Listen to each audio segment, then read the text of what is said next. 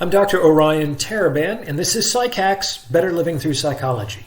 And the topic of today's short talk is the next right move. So sometimes folks can get a little overwhelmed by the apparent scope of a problem.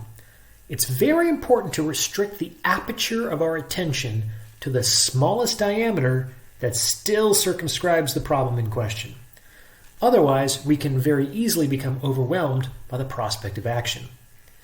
So, for example, sometimes people can get into a tizzy trying to figure out the problem of the rest of their lives. What am I doing with my life?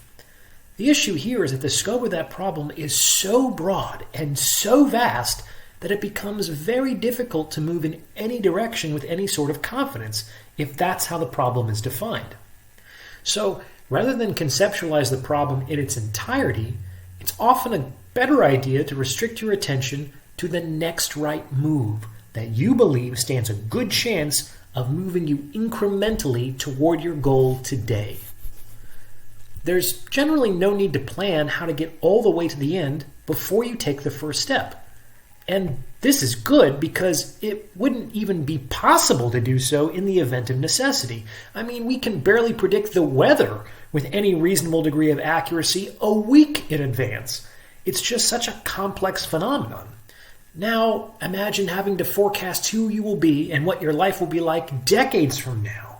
It's just not possible. Instead, focus on the next right move that can bring you a little bit closer to your goal. In the time it takes you to make that move, the world will have changed, both as a result of your action and as a consequence of a trillion other independent events. The game board will have shifted. And it will have shifted in ways that you couldn't possibly have anticipated in their entirety. At that point, the next right move will be based on configurations that didn't even exist a move ago, which means that sometimes planning even 2 moves ahead is a wasted exercise. In this way, focusing on the next right move allows us to remain committed to our goals and flexible in our means, the combination of which dramatically increases our likelihood of success. Attending to the next right move also facilitates action.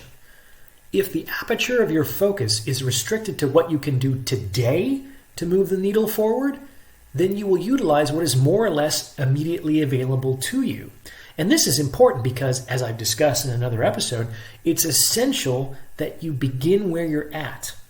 Really, because there's literally no other place you could start.